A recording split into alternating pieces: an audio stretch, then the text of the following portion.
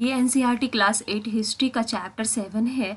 इस चैप्टर में हम समाज में वुमेन के कंडीशन में या फिर कास्ट को लेकर जो भी इशू बना रहता था, तो इन सब इश्यूज को लेकर के जो भी रिफॉर्म लाया गया, जो सुधार लाया गया, उसके बारे में हम इस चैप्टर में पढ़ेंगे। आजकल मिडिल क्लास की फैमिलीज की जो लड़कियां होती है वो स्कूल जाती है और बॉयज के साथ भी पढ़ती है। बड़े होने पर कॉलेज भी जाती है, यूनिवर्सिटी भी जाती है, उसके बाद फिर वो जॉब करती है और उनका शादी भी बालिग होने के बाद ही कराया जाता है। और कानून के हिसाब से वो किसी से भी शादी कर सकती है, चाहे वो किसी भी कास्ट का हो या फिर कम्युनिटी का हो। विडोज भी दोबारा शादी कर सकती है। पुरुषों की तरह ही सभी औरतें वोट दे सकती है, इलेक्शन में खड़ा हो सकती है। हालांकि सभी महिलाएं इन राइट्स को एंजॉय नहीं कर पाती है। गरीबों को शिक्षा के मौके मुश्किल से ही मिलते हैं। बहुत सारे परिवारों में लड़कियां अपना हस्बैंड खुद नहीं चुन सकती। लेकिन 200 साल पहले ये चीज़ें बिल्कुल अलग थी। ज़्यादातर बच्चों की शादी कम ही एज में करवा दिया जाता था और हिंदू और मुस्लिम दोनों के ही जो मैन होते थे, पुरुष एक से ज़्यादा शादी कर सकते थे। कंट्री के कुछ पार्ट्स में अगर पति मर जाता था और उसके साथ अगर जो विधवा औरत होती थी वो जल जाती थी, तो उसका प्रशंसा किया जाता था और उसे सती का उपाधि दिया जाता था, मतलब वर्चुअस वुमन, सदाचारी औरत।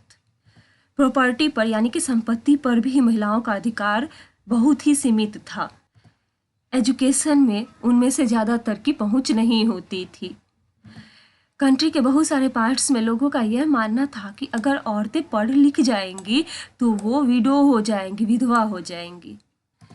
यहाँ पर इस पेंटिंग में सती होते हुए दिखाया गया है। ये पेंटिंग 1813 में बल्थाजार सोल्विन द्वारा बनाया गया था। समाज में सिर्फ मेन और वुमेन के बीच में ही फर्क नहीं था। बहुत सारे रीजन्स में लोग कास्ट के आधार पर बटे हुए थे। ब्राह्मण और क्षत्रिय जो होते थे वो अपने आप को अपर कास्ट समझते थे और दूसरे जैसे ट्रेडर्स, मनी लेंडर्स, ये सब इनको वैश्य की श्रेणी में रखा जाता था। इसके बाद पीजेंट्स और आर्टिजन्स जैसे कि वेवर्स जो कपड़ा बुनते हैं या फिर पॉटर्स, इन सबको शूद्र की श्रेणी में रखा जाता था। और सबसे नीचे वाले लेवल पे वैसे लोग होते थे जो शहरों और गांवों को साफ करने का काम करते थे। अपर कास्ट उनको पॉल्यूटिंग मानते थे, यानी कि दूषित मानते थे। इनके काम को दूषितकारी मानते थे, यानी कि ये ऐसे काम थे जिनकी वजह से उनकी जाति भ्रष्ट हो जाती थी। अपर कास्ट वाले इन ग्रुप्स को अनटचेबल मानते थे, अछूत मानते थे। उन्हें टेम्पल में एंटर करना अलाउ नहीं था। जहाँ पर अपर कास्ट पानी भरते थे कुएं से, वहाँ वो पानी नहीं भर सकते थे। उसके बाद अपर कास्ट जहाँ पर नहाते थे उस तालाब में वो नहीं नहा सकते थे। उन्हें निम्न दर्जे का मनुष्य माना जाता था। 19th और 20th सेंचुरी के दौरान इनमें से बहुत सारे कायदे कानून और नज़रिए धीरे धीरे बदलते गए। इस चैप्टर में हम यही देखेंगे कि ये जो चेंजिंग हुआ ये कैसे हुआ। अब है working towards change. 19th century की शुरुआत से हमें सोशल कस्टम और प्रैक्टिसेस को लेकर के, सामाजिक रीति रिवाज को लेकर के जो डिबेट और डिस्कशन होती थी उसका नया स्वरूप देखने को मिलता है। इसका एक इम्पॉर्टेंट रीजन यह था कि कम्युनिकेशन के नए फॉर्म्स डेवलप हो रहे थे। पहली बार books, newspaper, magazine, leaflet, pamphlet ये सब प्रिंट किए जा रहे थे और ये सब पहले के जो मनुस्क्रिप्ट होते थे उसके कंपैरिजन में ज़्यादा सस्ते भी होते थे और आसानी से एक्सेसिबल भी हो पाते, उपलब्ध हो पाते थे। और इसलिए जो ऑर्डिनरी पीपल होते थे, आम आदमी, वो उसको पढ़ भी सकते थे और उनमें से बहुत सारे उसको लिख भी सकते थे और अपनी भाषा में अपने आइडियाज को एक्सप्रेस भी कर पाते थे। नए शहरों में सोशल, पॉलिटिकल, इकोनॉमिक, रिलीजियस, इन सारे इश्यूज को लेकर डिबेट और डिस्कशन लोगों द्वारा किया जाता था। कभी कभी इसमें औरतें भी शामिल होती थी और ये जो डिस्कशन होता था, ये चर्चाएं जो होती थी वो आम जनता तक पहुंच सकती थी और सोशल चेंज यानी कि सामाजिक परिवर्तन के आंदोलनों से जुड़ी होती थी ये डिस्कशंस। इस तरह की बहसें अक्सर इंडियन रिफॉर्मर्स और रिफॉर्म ग्रुप्स के द्वारा इनिशिएट किया जाता था, यानी कि शुरुआत किया जाता था। ऐसे ही एक रिफॉर्मर थे राजा राम मोहन रॉय। उन्होंने एक रिफॉर्म एसोसिएशन जिसका नाम था ब्रह्म सभा, बाद में उसका नाम ब्रह्म समाज पड़ गया, इसकी स्थापना कलकत्ता में की थी। राजा राम मोहन राय जैसे लोगों को रिफॉर्मर्स इसलिए कहा जाता है क्योंकि वे मानते थे कि समाज में चेंजेज होना जरूरी है और जो अनजस्ट प्रैक्टिसेस मतलब अन्यायपूर्ण तौर तरीके जैसे कि सती प्रथा सब था, इस सब से समाज को छुटकारा दिलाना जरूरी है। उनका विचार था कि इस तरह के चेंजेस लाने के लिए लोगों को इस बात के लिए प्रेरित किया जाना चाहिए कि ओल्ड प्रैक्टिसेस को वे यानी कि पुराने व्यवहार को छोड़कर जीवन का नया ढंग अपनाने के लिए तैयार हो। राम मोहन राय वेस्टर्न एजुकेशन के नॉलेज को इस देश में फैलाने और वुमेन के लिए फ्रीडम और इक्वालिटी लाने के पक्ष में थे।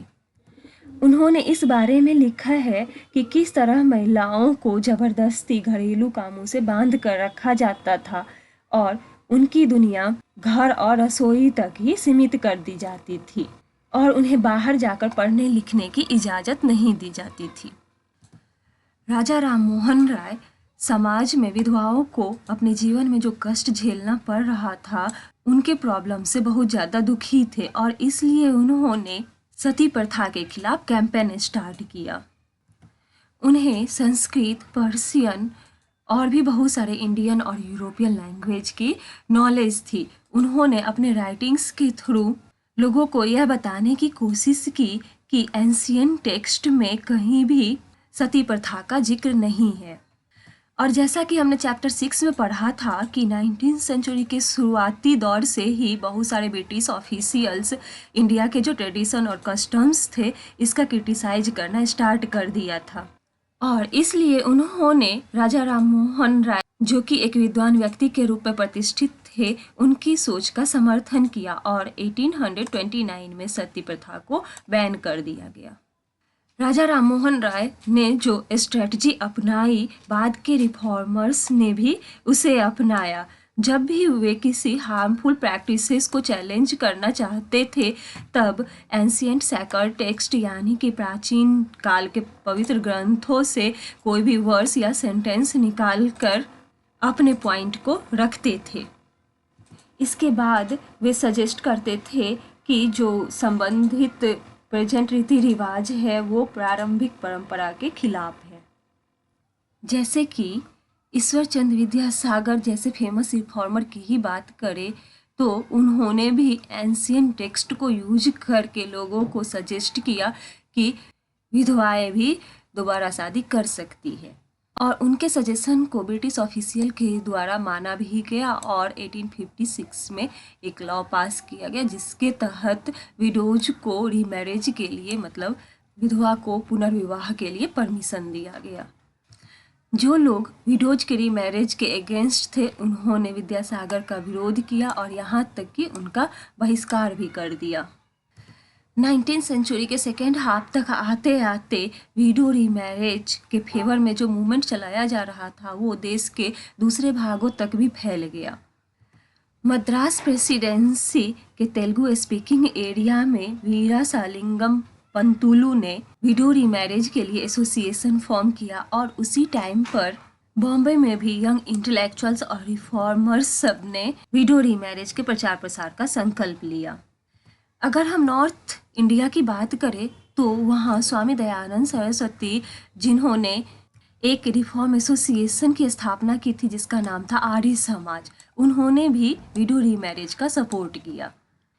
इसके बावजूद विवाह करने वाली विधवा महिलाओं की संख्या काफ़ी कम थी। जो शादी कर लेती थी उसको समाज के द्वारा आसानी से एक्सेप्ट नहीं किया जाता था और जो कंजर्वेटिव ग्रुप थे वो इस नए कानून का विरोध करते रहे। यहाँ पर स्वामी दयानंद सरस्वती का फिगर दिया हुआ है। उन्होंने 1875 में आर्य समाज की स्थापना की थी। यह एक ऑर्गेनाइजेशन था जो हिंदू धर्म को सुधारने का प्रयास किया था। यहाँ पर जो फिगर दिया हुआ है ये एक फेस्टिवल के बारे में है, हुक स्विंगिंग फेस्टिवल, मतलब कुंडों पर झूलने का त्योहार। इस पॉपुलर फेस्टिवल में भक्त रिचुअल वर्शिप यानी कि पारंपरिक अनुष्ठानों के तहत अजीब तरह के कष्ट सहने का प्रयास करते थे, अभ्यास करते थे। अपने स्किन में हुक भेद कर एक झूले पर लटक जाते थे। अर्ली 19th सेंचुरी में जब यूरोपियन ऑफिशियल्स इंडियन कस्टम और रिचुअल्स को बारबैरिक यानी कि बर्बर कहकर उनकी आलोचना शुरू की, तो इस फेस्टिवल को खास तौर से इसकी आलोचना की गई।